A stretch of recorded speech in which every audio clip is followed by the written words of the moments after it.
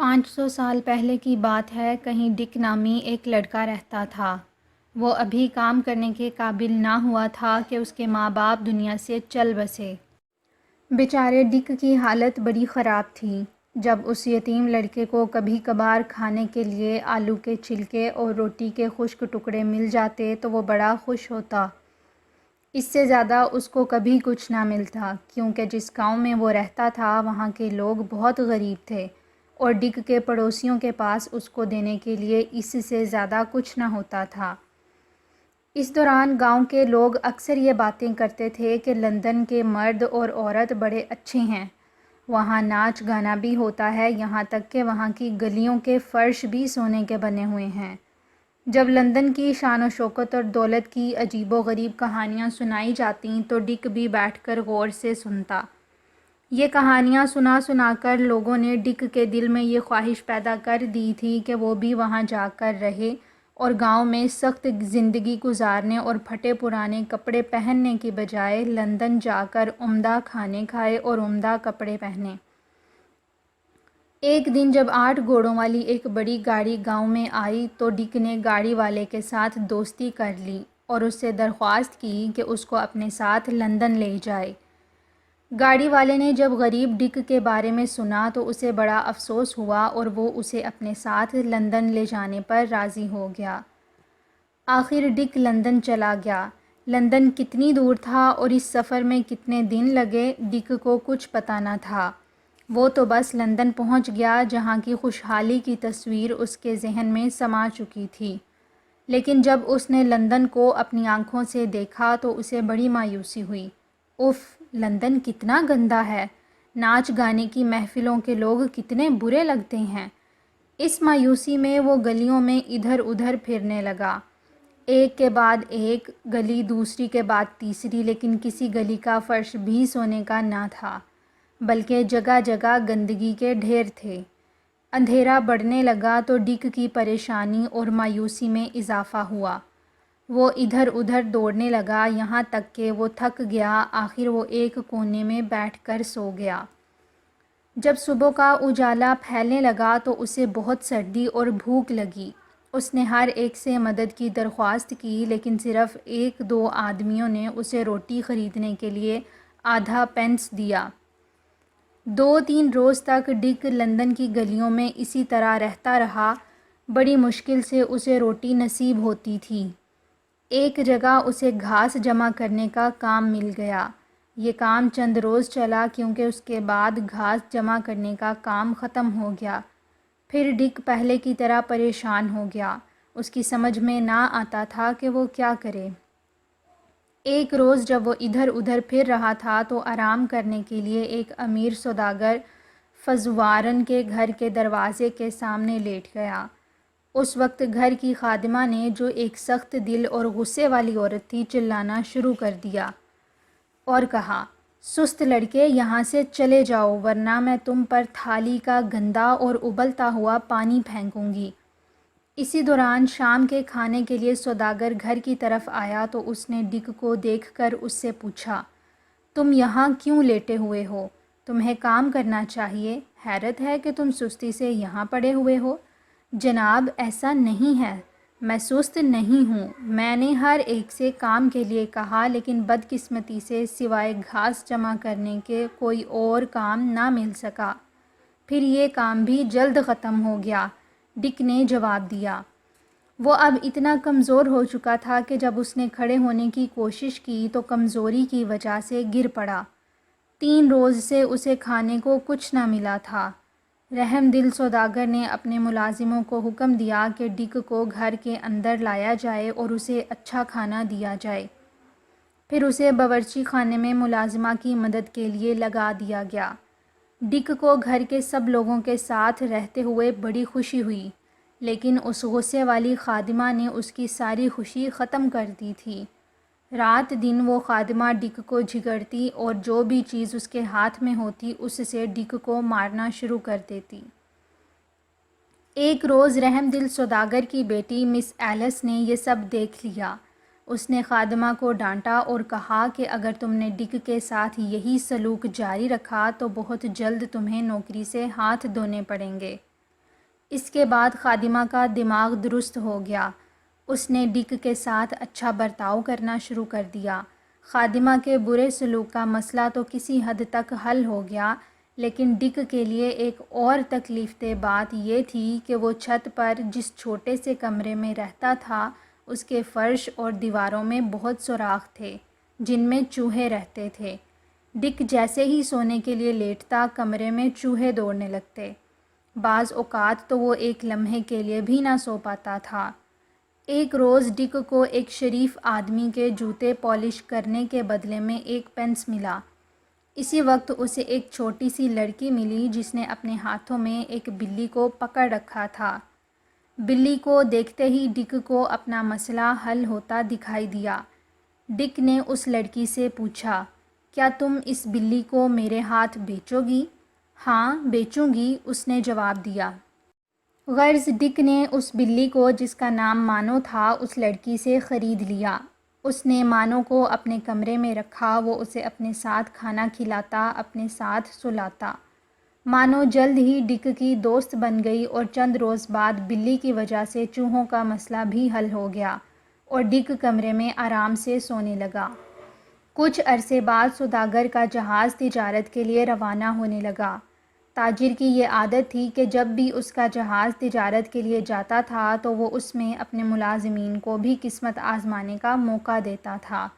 لہٰذا اس نے سب ملازمین کو جمع کیا اور ان سے پوچھا، آپ لوگ تجارت کے لیے کیا سامان بھیجنا چاہتے ہیں؟ ڈک کے سوا ہر ایک کے پاس بھیجنے کو کچھ نہ کچھ تھا، لیکن ڈک کے پاس کچھ بھی نہ تھا، نہ رقم تھی اور نہ کوئی چیز۔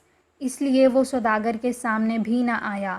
سوداگر کی بیٹی ایلس سمجھ گئی تھی کہ ڈک کیوں نہیں آیا ہے۔ اس نے حکم دیا کہ ڈک کو حاضر کیا جائے۔ ڈک آیا تو ایلس نے اپنے باپ سے درخواست کی کہ ڈک کو بھی قسمت آزمانے کا موقع دیا جائے۔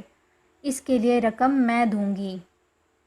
ایلس کے تاجر باپ نے اس کی اجازت نہ دی اور کہا کہ ڈک خود اپنی کوئی چیز بھیجے۔ جب ڈک نے سنا تو کہا کہ میرے پاس ایک بلی کے علاوہ اور کچھ نہیں ہے۔ تاجر نے جب یہ سنا تو کہا، جاؤ میرے بیٹے، وہی بلی لے آؤ، اسی کو تجارت کے لیے آزماؤ۔ ڈک جلدی سے گیا اور بلی کو لے آیا۔ جب ڈک نے بلی کو جہاز کے کپتان کے حوالے کیا تو آہ بھرتے ہوئے کہا، اب میں چوہوں کی وجہ سے رات بھر جاگتا رہوں گا۔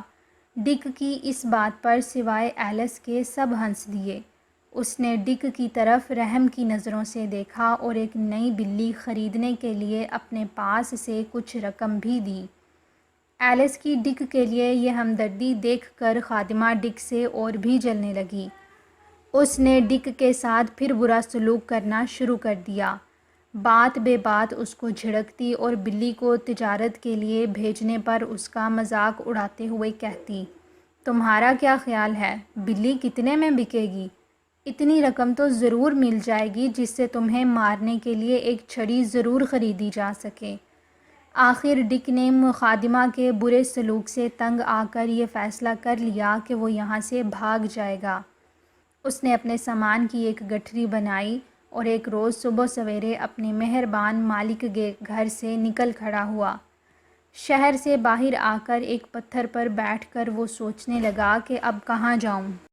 یکایک اس نے اپنے آپ سے کہا، میں لندن کا میئر بنوں گا۔ میں جب بڑا ہوں گا تو لارڈ میئر بننے کے لیے اپنا سب کچھ داؤ پر لگا دوں گا اور لوگوں کے سامنے سے ایک عمدہ بگی میں سوار ہو کر جاؤں گا۔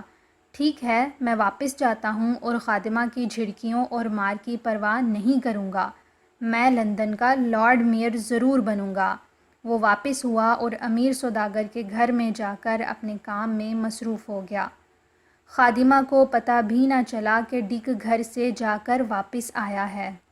دوسری طرف سوداگر کے تجارتی جہاز یونیکارن کو سمندر میں سفر کرتے ہوئے کافی دن ہو گئے۔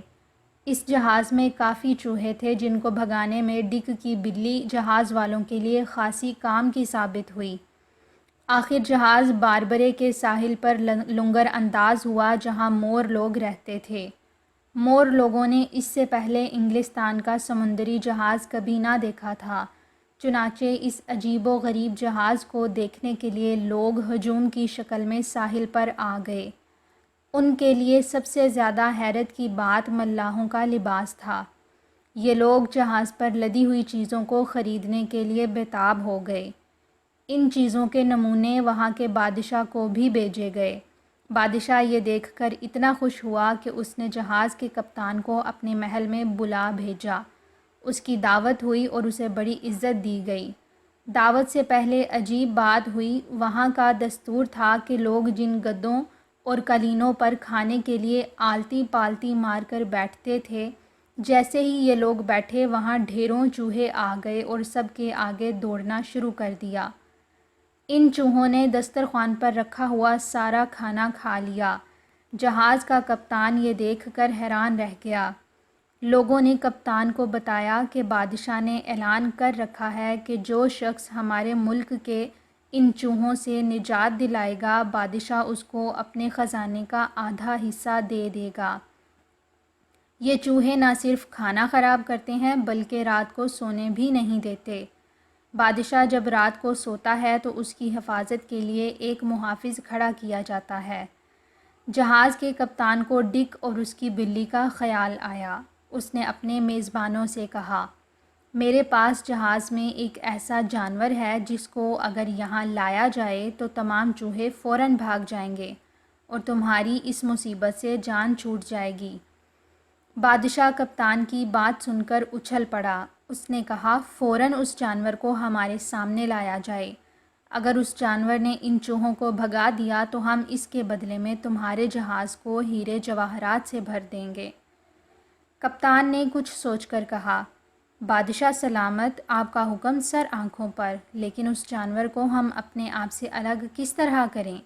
ملکہ نے چیخ کر کہا، اس جانور کو فوراً لے کر آؤ، میں بھی اس مخلوق کو دیکھنے کے لیے بےتاب ہوں۔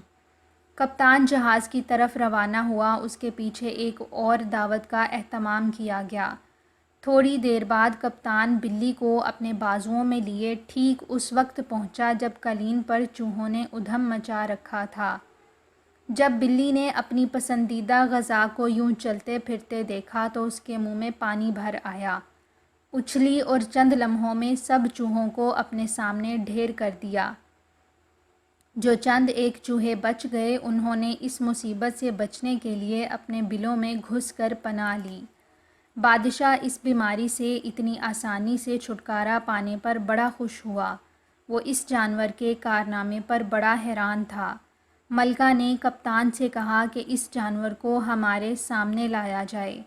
کپتان نے بلی کو پچکارا تو وہ دم ہلاتی ہوئی کپتان کے پاس آ گئی۔ کپتان نے اسے اٹھا کر ملکہ کو پیش کیا۔ ملکہ ایک بار تو اس کو دیکھ کر گھبرا گئی، لیکن جب کپتان نے پھر پچکارا تو ملکہ کی ہمت بندھی۔ کپتان نے بلی کو اٹھا کر ملکہ کی گود میں ڈال دیا، جہاں وہ آرام سے بیٹھ گئی اور ملکہ کے ساتھ کھیلنے لگی۔ پھر وہ ملکہ کی گود میں آرام سے سو گئی۔ اب بادشاہ نے کپتان کے ساتھ تجارتی سامان کا سودا کرنا شروع کیا۔ اس نے یہ اندازہ بھی لگا لیا کہ اگر بلی مل گئی اور اس کے بچے بھی پیدا ہوئے تو پورے ملک کو چوہوں سے نجات مل جائے گی۔ چنانچہ بادشاہ نے جہاز کے سامان کی قیمت 10 گنا زیادہ لگائی اور اتنی ہی بلی کی قیمت بھی لگائی۔ اس پیشکش کو کپتان نے فوراً قبول کر لیا۔ یونیکارن نفع بخش تجارت کے بعد باربرے کی بندرگاہ سے واپس لندن کے لیے روانہ ہوا اور کچھ عرصے بعد بحفاظت واپس لندن پہنچ گیا۔ ایک روز صبح سویرے سوداگر کے دروازے پر دستک ہوئی۔ وہ باہر نکلا تو جہاز کے کپتان کو سامنے پا کر خوشی سے پھولا نہ سمایا۔ جب سوداگر نے ہیرے جواہرات دیکھے تو کامیاب سفر پر اللہ کا شکر ادا کیا۔ پھر ایماندار کپتان نے بلی کے بارے میں سب کچھ بتایا کہ اس کے بدلے میں کیا کچھ ملا ہے۔ سوداگر ڈک کی خوش قسمتی پر بڑا خوش ہوا۔ اس نے ڈک کو بلایا جو باورچی خانے میں برتن دھو رہا تھا۔ سوداگر نے اب ڈک کا نام بدل دیا اور اسے سر ولنگٹن کہہ کر پکارا۔ ملازمین اتنا بڑا خزانہ دیکھ کر ڈک کی قسمت پر رشک کرنے لگے۔ باورچی خانے میں برتن دھو دھو کر ڈک کی بری حالت تھی۔ اس کے کپڑے بھی میلے کچیلے تھے، اس لیے وہ سوداگر کے سامنے آنے سے کترا رہا تھا، لیکن سوداگر کے بار بار بلانے پر ڈک اس کے پاس آیا۔ ڈک کے بیٹھنے کے لیے ایک خاص کرسی رکھی گئی۔ ڈک نے سوچا کہ پہلے کی طرح اب بھی مجھے بیوقوف بنایا جا رہا ہے، لہٰذا اس نے درخواست کی کہ مجھے باورچی خانے میں جا کر کام کرنے کی اجازت دی جائے۔ سوداگر نے کہا، مسٹر ولنگٹن، آپ یہ سن کر یقیناً خوش ہوں گے کہ جہاز کے کپتان نے آپ کی بلی باربرے کے بادشاہ کے ہاتھ بیچ دی ہے۔ اس کے بدلے میں بادشاہ نے اتنی دولت دی ہے کہ جتنی کہ میرے پاس ہے۔ پھر سوداگر نے اس بڑے خزانے کی تجوری کا منہ کھولنے کو کہا جو کپتان ساتھ لایا تھا، اور کہا کہ مسٹر ولنگٹن، اب آپ اس خزانے کو کسی محفوظ جگہ پر حفاظت سے رکھوا دیجئے۔ ڈک کی سمجھ میں نہ آیا کہ وہ اپنی خوشی کا اظہار کس طرح کرے۔ اس نے سوداگر سے کہا کہ اس خزانے کا جتنا حصہ آپ لینا چاہیں لے لیں، کیونکہ یہ سب کچھ آپ کی مہربانی کا نتیجہ ہے۔